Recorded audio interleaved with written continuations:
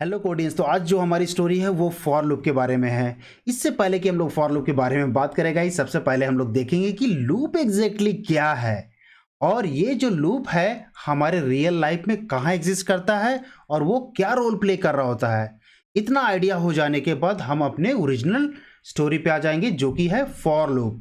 जब हमको समझ में आ जाएगा कि फॉर लूप क्या है फिर देखेंगे हम उसको सिंटेक्स, और जब सिंटेक्स हम लोग को क्लियर हो जाएगा तो will see the code in action. So let's get started guys. तो guys what is the loop? Loop क्या है guys? Loop is the repetition of the same action multiple times. मतलब हम लोग सेम काम जब भी रिपीट कर रहे होते हैं ना उसको हम लोग लूप कहते हैं। फॉर एग्जाम्पल गाइज, आप रियल लाइफ में भी कई बार सुने होंगे कि आपके फ्रेंड ने बोला कि यार मैं ना एक लूप में फंस गया हूँ।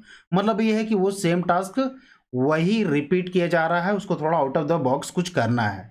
दूसरा एग्जाम्पल आप देख लो तो कभी कभी हम ये भी बोलते हैं कि यार मैं एक गाने को ना लूप में सुन रहा हूँ। इसका मतलब है कि सेम गाने को मैं मल्टीपल बार सुन रहा हूँ। तो सिंपल चीज़ है, किसी भी एक्शन को हम लोग मल्टीपल टाइम्स कर रहे होते हैं ना उसको हम लोग लूप कहते हैं, राइट।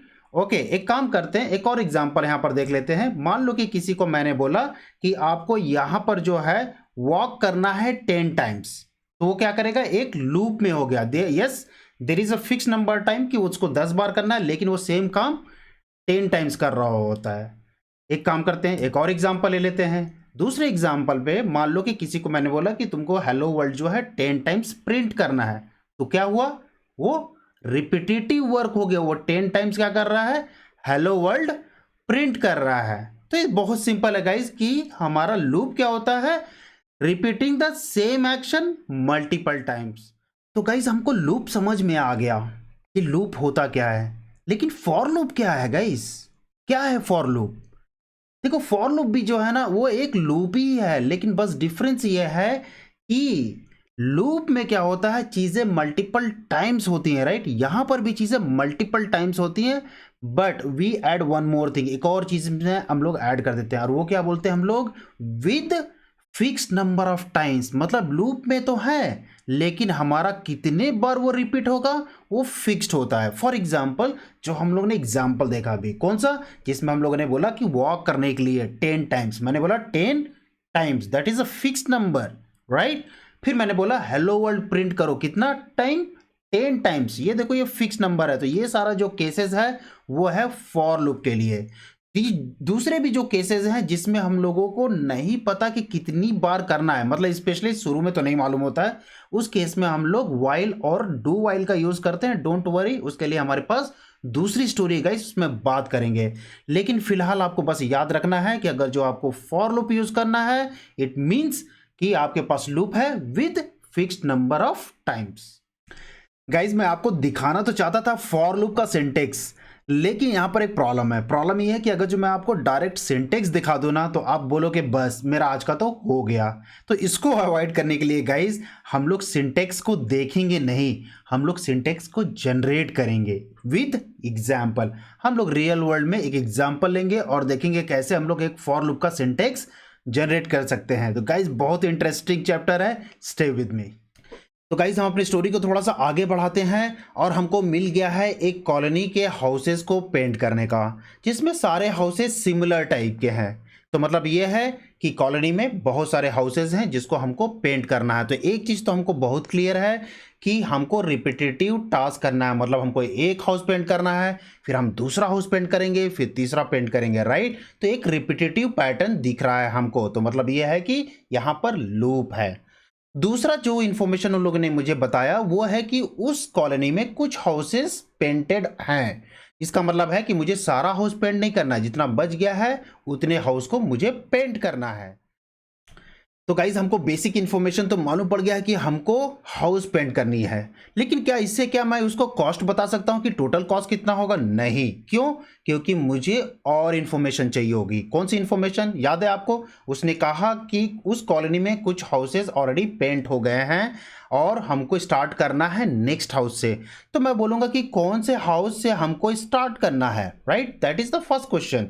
तो बोलेगा कि 3 हाउस ऑलरेडी यहां पर पेंट हो गया है, आपको स्टार्ट करना है 4th से। मैंने बोला ठीक है।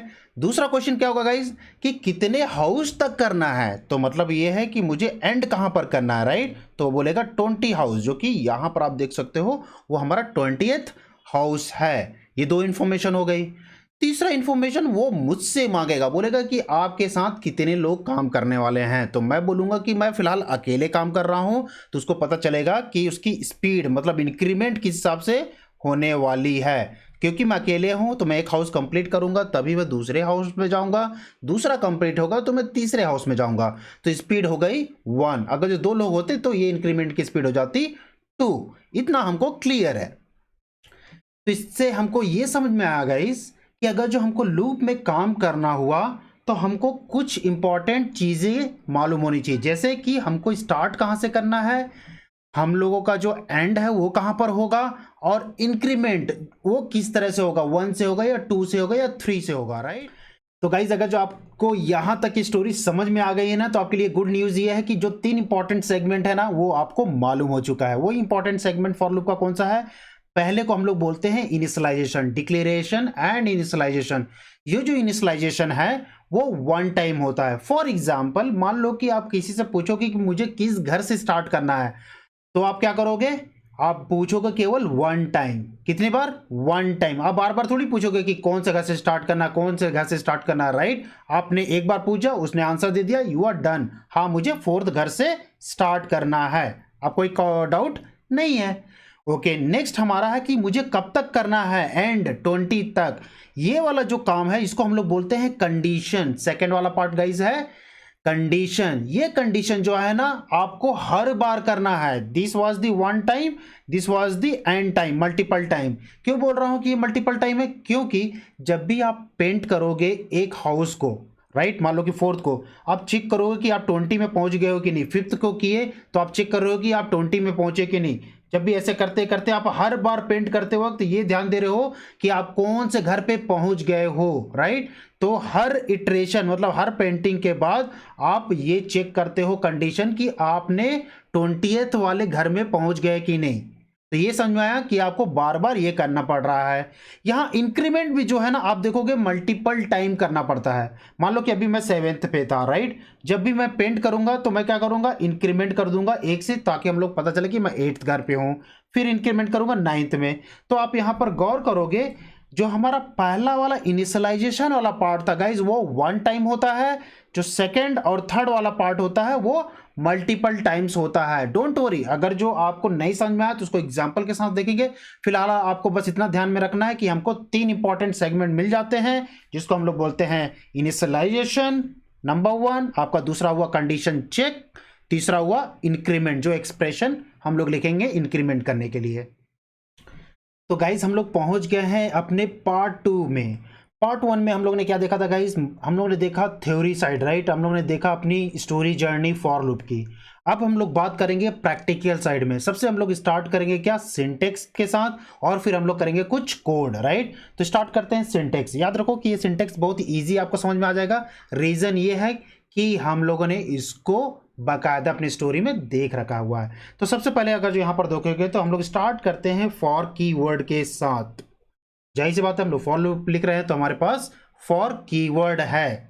उसके अंदर अगर जो आप देखोगे तो हमारे पास 3 चीजें हैं। पहली बात तो जो इनिशियलाइजेशन है नंबर 1, दूसरा जो है कंडीशन, और नंबर 3 है इंक्रीमेंट और डिक्रीमेंट। तो मतलब फॉर लूप के अंदर 3 सेगमेंट होते हैं, राइट। और ये तीनों सेगमेंट होते हैं सेपरेटेड बाय सेमी कॉलन। यहां पर देख रहे हो ये सेमी कॉलन के थ्रू ये सेपरेट होते हैं। तो मतलब ये है कि इनिशियलाइजेशन और कंडीशन के बीच में सेमी कॉलन है, उसी तरह से कंडीशन और इंक्रीमेंट डिक्रीमेंट के बीच में ये सेमी कॉलन है, राइट। तो in simple word for loop का सिंटेक्स कुछ इस तरह से दिखता है गाइस, फॉर और एक सेमी कॉलन दूसरा सेमी कॉलन, सिंपल। पहला वाला अगर जो आप देखोगे तो ये आपका हो गया इनिशियलाइजेशन, बीच वाला आपका हो गया कंडीशन, और लास्ट वाला आपका हो गया इंक्रीमेंट एंड डिक्रीमेंट। तो ये सिंपल सी बात है कि हम लोग को चाहिए 3 चीजें, इनिशियलाइजेशन, कंडीशन और इंक्रीमेंट और डिक्रीमेंट। और लास्ट में जो भी चीज हमको मल्टीपल टाइम रिपीट करनी है, मतलब हमारा जो एक्चुअल टास्क है वो हमारा क्या होता है, ये कोड ब्लॉक, फॉर लूप के कोड ब्लॉक के अंदर आ जाता है, जो कि आपको यहाँ पर स्टेटमेंट दिख रहा है। तो ये जो स्टेटमेंट्स वाला पार्ट है गाइस, यही चीज जो है मल्टीपल टाइम रिपीट हो रही होगी। डोंट वरी, अगर जो आपको पूरा समझ में नहीं आ रहा है तो इसका हम लोग एग्जाम्पल देखेंगे तो ये चीजें बहुत ही क्लियर हो जाएगी। तो गाइज इसको बेटर तरीके से समझने के लिए कि एग्जाम्पल ले लेते हैं। यहां पर आप देखोगे तो यहां मैंने लिखा है फॉर और यहां पर लिखा मैंने फॉर। नेक्स्ट क्या है हमारा है इनिशियलाइजेशन वाला सेगमेंट, राइट। तो ये हमारा हो गया इनिशियलाइजेशन। इनिशियलाइजेशन में हम लोग क्या कर रहे हैं, यहां पर हम लोग ने एक वेरिएबल डिक्लेयर किया है आई, राइट, और वैल्यू हम लोगों ने दे दिया 4, आई इक्वल्स टू 4। रिमेंबर, जैसे मैंने आपको बताया जो इनिशियलाइजेशन होता है वो केवल वन टाइम होता है, for the very first time. For loop के इस पूरे सेगमेंट में अगर जो आप देखोगे तो सबसे पहले क्या एग्जीक्यूट होता है, आपका नाम से ही मालूम है गाइस, इनिशियलाइजेशन, लेकिन ये होगा वन टाइम। नेक्स्ट क्या है हमारा कंडीशन। ये कंडीशन आपका कहाँ है, ये देखो, ये जो सेगमेंट है आपका वो कंडीशन है। कंडीशन मतलब ये हमेशा आपको एक बूलियन वैल्यू देगा। i is less than equals to 20, मतलब i की वैल्यू जब तक लेस देन और इक्वल टू 20 है तब तक क्या होगा, ये हमारा फॉर लूप चलते रहेगा। और ये मल्टीपल टाइम्स होता है गाइस, एन टाइम, मतलब हर बार ये जब भी ट्रू होगा वो क्या करेगा, इस फॉर लूप के अंदर जो भी कोड होगा वो बार बार एग्जीक्यूट होगा।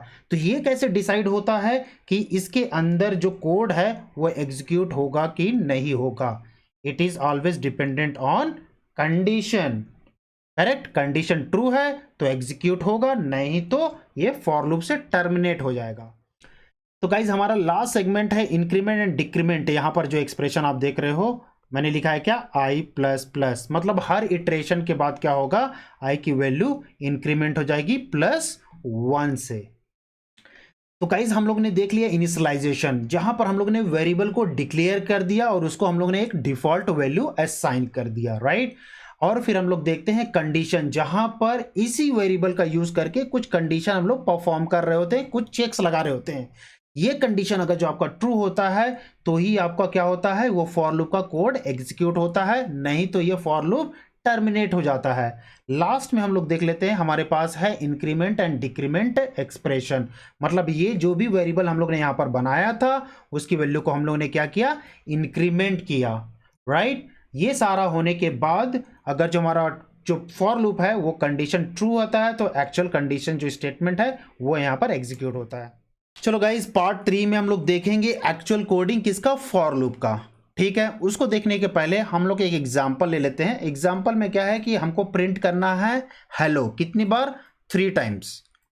तो इसका सोल्यूशन आप क्या दोगे, आप बोलोगे हाँ हम लोग system dot out dot println क्या करेंगे, 3 बार वो कर सकते हैं, एक हेलो 1, हेलो 2, हेलो 3, ये 3 बार हो गया। अब इसको हम लोग रन करेंगे तो हमको क्या होगा, हेलो 3 बार प्रिंट हो जाता है। ये तो बहुत इजी है, अगर जो 3 है तो आप इस तरह से कर दिए, अगर जो मैं आपको 100 बोलूं या 1000 बोलूं फिर क्या होगा, तब तो ये बहुत बड़ी प्रॉब्लम हो जाएगी। तो इस केसेस में जहां पर हमको रिपीटेशंस करने होते हैं सबसे बेस्ट है कि उसके लिए हम लोग फॉर लूप लिखे। तो यही कोड को हम लोग क्या करेंगे, फॉर लूप में कन्वर्ट करते हैं, जहां पर हम लोगों को ये हेलो 3 बार प्रिंट करना है। ओके, इसको अचीव करने के लिए गाइस क्या कर सकते हैं, हम लोग इसको सारा हटा देते हैं, हम लोग यूज करेंगे फॉर, और यहाँ पर फॉर में सबसे पहला जो सेगमेंट है गाइस वहाँ पर हम लोग एक वेरिएबल बना लेते हैं जिसमें हम लोग बोलते हैं इंट i इक्वल्स टू 0, मतलब हमारा इनिशियलाइजेशन वाला पार्ट हो गया है कंप्लीट, राइट। नेक्स्ट पार्ट क्या है गाइस, हमारा है कंडीशन। मैंने बोला i is less then 3, don't worry, इसको हम लोग देखेंगे कि मैंने लेस देन 3 क्यों किया है, राइट। और फिर लास्ट में हम लोग बोल देते हैं i प्लस प्लस, जो कि हमारा इंक्रीमेंट और डिक्रीमेंट वाला जो एक्सप्रेशन था। अब इसके बाद ये हमारा फुल जो फॉर लूप है वो बन गया है और हमारा बच गया है क्या, एक्चुअल काम जो हमको करना है वो क्या करना है, अपने को हेलो प्रिंट करने का काम है, राइट। तो मैंने बोला हेलो, ओके। अब इसको मैं रन करूं तो आप देखोगे जैसे ये प्रीवियसली क्या हो रहा था, 3 बार हेलो प्रिंट कर रहा था, राइट। यहां पर ये फॉर लूप चलाने के बाद मुझे हेलो प्रिंट होगा, कितने बार, 3 बार। तो गाइज अब इसी कोड का हम लोग थोड़ा सा फ्लो देख लेते हैं कि एक्चुअली में ये कैसे काम कर रहा है, राइट। तो यहां पर हम लोग ने क्या लिखा है गाइज, हम लोग ने लिखा है फॉर लूप। सबसे पहला सेगमेंट यहां पर क्या है, इनिशियलाइजेशन, दूसरा है कंडीशन, तीसरा है इंक्रीमेंट एंड डिक्रीमेंट, राइट। तो स्टार्ट हमारा फॉर लूप कहां से होगा, जाहिर सी बात है सबसे पहला वाला जो पार्ट होगा इनिशियलाइजेशन वाला, जहां पर हम लोग ने एक वेरिएबल बनाया आई और वैल्यू असाइन की हम लोग ने 0। तो हमारे पास क्या मिल गया गाइज, एक वेरिएबल विद 0। अब नेक्स्ट सेगमेंट क्या होगा आपको बहुत ही क्लियर है। नेक्स्ट आपका है ये कंडीशन, ये एग्जीक्यूट होगा, ये एग्जीक्यूट होगा। इसका मतलब क्या है कि ये या तो आपको देगा ट्रू या तो देगा फॉल्स। और उस फॉर लूप का ना पूरा का पूरा खेल जो है ना इसी कंडीशन बेसिस पे है गाइस।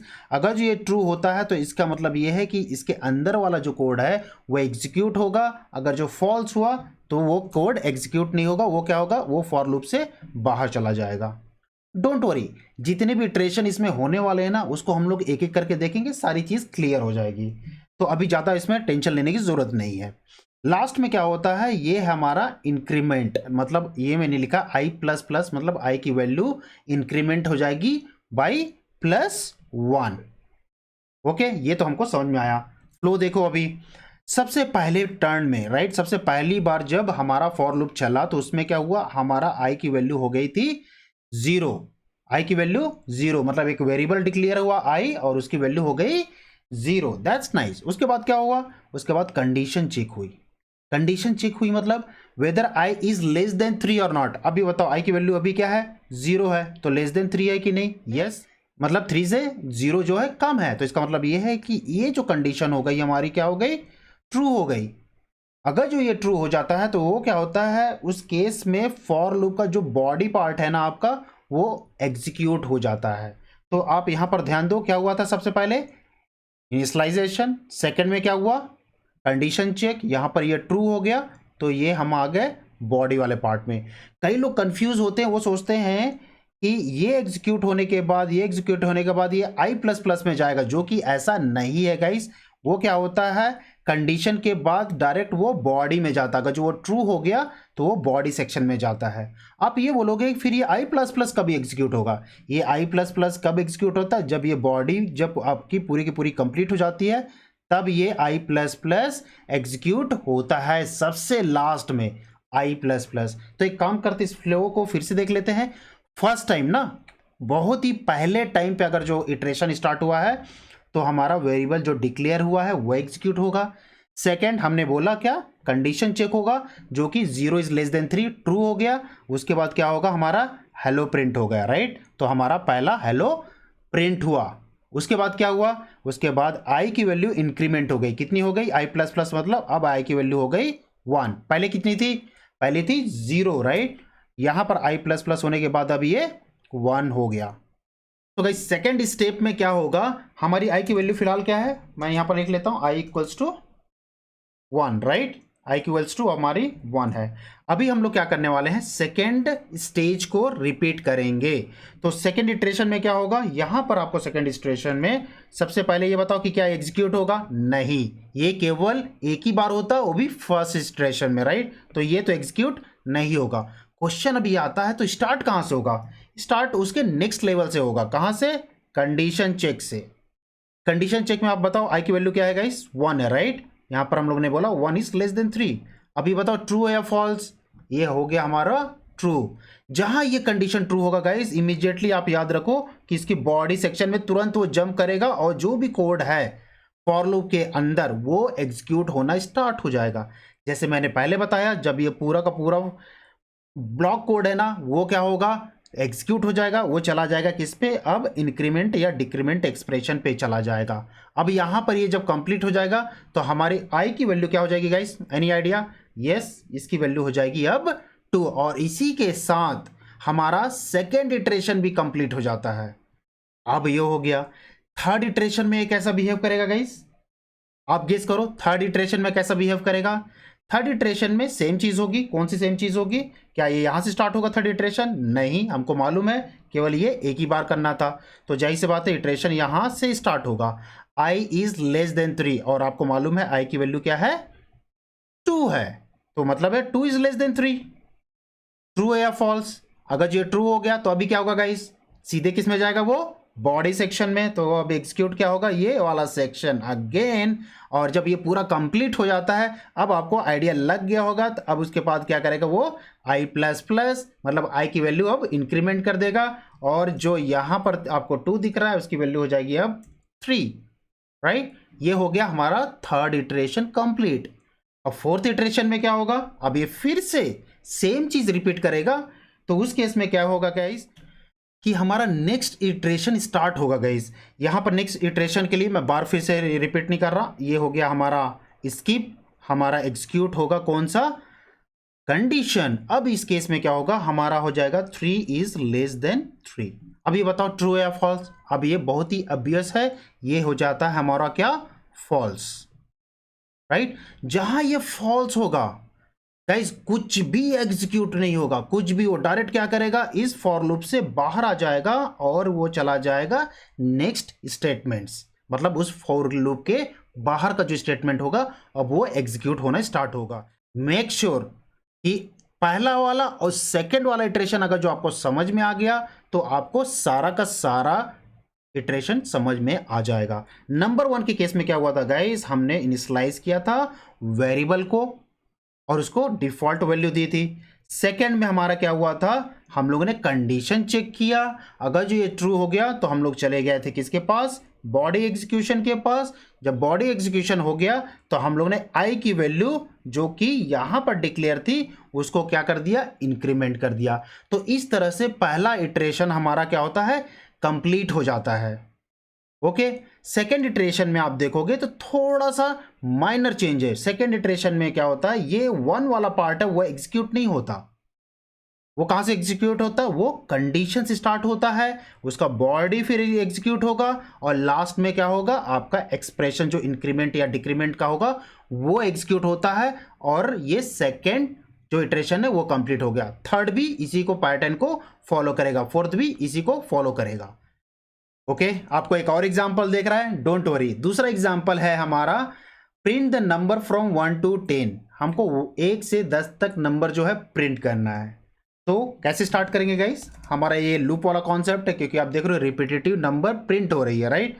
तो मुझे क्या करना है, इनिशियलाइज करना है। एक वेरिएबल कहाँ से स्टार्ट हो रहा है ये बताओ, ये स्टार्ट हो रहा है 1, राइट। तो मैंने ये लिखा int i equals to 1 and then i is less than equals to 10। जब तक वो 10 से लेस देन है या इक्वल है तब तक मुझे क्या करना है, इस लूप को चलाना है। और ये बताओ जो i की वैल्यू है इंक्रीमेंट कितनी होनी चाहिए, इंक्रीमेंट होनी चाहिए कितनी, 1, राइट। तो मैंने लिखा i प्लस प्लस। और हम क्या कर सकते हैं, प्रिंट। अगर जो आप देखो तो अगर जो i की वैल्यू अगर जो हम लोग प्रिंट कर दे डायरेक्ट तो हमको वो नंबर मिल जाता है, राइट। क्योंकि i ही तो चेंज हो रही है, कहाँ से स्टार्ट हो रही है, 1 से, और कहाँ पर एंड हो रही है, 10 तक, राइट। तो अगर जिसको मैं रन करूं तो आप देखोगे कि जो नंबर हमको प्रिंट करना था 1 to 10, राइट, वो आपको स्क्रीन पे यहाँ पर दिख जाता है, करेक्ट। अब इसको थोड़ा सा एक्सप्लेन करके भी देख लेते हैं कि ये कैसे काम किया। तो गाइस फर्स्ट इटरेशन में क्या होगा, फर्स्ट इटरेशन में हमारा इनिशियलाइजेशन एग्जीक्यूट होगा, तो हमारा i की वैल्यू हो गया 1, राइट। और फिर इसके बाद क्या होगा, हमारा कंडीशन चेक होता है, 1 इज लेस देन 10, ये हमको हो गया ट्रू। अब ये बताओ कंडीशन एग्जीक्यूट होने के बाद क्या होता है, एग्जैक्टली हमारा बॉडी सेक्शन जो है वो एग्जीक्यूट होगा। तो यहाँ हम लोग क्या कर रहे हैं, i की वैल्यू प्रिंट कर रहे हैं, राइट। i की वैल्यू कितनी है, अभी मान लो i की वैल्यू है 1 और यही 1 जो है आपको यहाँ मिल जाता है, राइट। अब ये क्या होगा, जब प्रिंट हो जाएगा तो ये कहाँ पर जाएगा, ये चला जाएगा i plus plus. i plus plus होने के बाद क्या होगा, i की वैल्यू हो जाएगी 2, हो गया। सेकेंड इटरेशन में जंप करो गाइस, सेकेंड इटरेशन में याद रखो i की वैल्यू अभी क्या है, 2 है। सेकेंड इटरेशन में हमको मालूम है कि ये एग्जीक्यूट नहीं होगा, कौन सा, कहाँ से एग्जीक्यूट होगा गाइस, ये स्टार्ट होगा कंडीशन से और इसकी वैल्यू है 2 is less than equals to 10, yes that is true.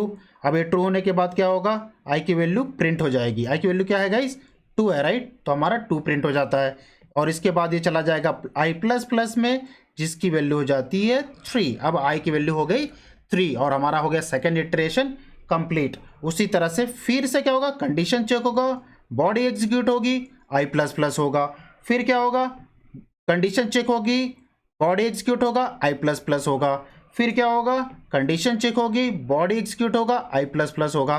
तो आप ये देखो कि क्या हो रहा है, यहाँ पर कंडीशन, बॉडी चेक और i प्लस प्लस है, वो होता है आपका एंड टाइम, मल्टीपल टाइम्स। लेकिन ये जो आपका ये वाला जो सेक्शन है इनिशियलाइजेशन टाइम, वो है 1 टाइम। इसको मैंने काफ़ी बार रिपीट किया है क्योंकि लोग काफ़ी कंफ्यूज भी हो जाते हैं। चलो गाइज लॉन्ग स्टोरी को शॉर्ट में कन्वर्ट कर लेते हैं। हम लोगों ने देखा एक एग्जांपल जो कि पहला हमारा था इनिशियलाइजेशन, दूसरा था कंडीशन, फिर था हमारे पास इंक्रीमेंट सेक्शन और फिर है हमारे पास एक body section, right. So start हम लोग कहां से करते हैं गाइज, हम लोग स्टार्ट करते हैं इनिशियलाइजेशन से, और इनिशियलाइजेशन होने के बाद हम लोग जाते हैं किसमें, कंडीशन वाले पार्ट में, राइट। कंडीशन वाले पार्ट में कंडीशन अगर जो ट्रू हो गया तो कहां जाते हैं हम लोग जाते हैं फॉर लूप के बॉडी के अंदर। जितने भी स्टेटमेंट होते हैं गाइस उसको हम लोग क्या करते हैं, एग्जीक्यूट करते हैं। जब पूरा का पूरा स्टेटमेंट उसका एग्जीक्यूट होता है तो हम लोग चले जाते हैं किसके पास, हम लोग चले जाते हैं इंक्रीमेंट एंड डिक्रीमेंट एक्सप्रेशन के पास। वो क्या करता है, या तो वैल्यू आपको इंक्रीमेंट करेगा या डिक्रीमेंट करेगा, और डिपेंड कि आपका रिक्वायरमेंट क्या है। तो इसके बाद क्या होता है, ये आपका पूरा का पूरा एक लूप कंप्लीट हो जाता है। लूप कंप्लीट होने के बाद क्या होगा, वो सेकेंड इटरेशन में जाएगा और फिर चेक करेगा कंडीशन। फिर से मान लो कि इस समय इसको कंडीशन क्या मिली, फॉल्स मिल गई, और फॉल्स जहां इसको कंडीशन मिलेगी वो क्या होगा, लूप से हो जाएगा बाहर। ठीक है, तो ये है कंप्लीट एग्जीक्यूशन गाइस।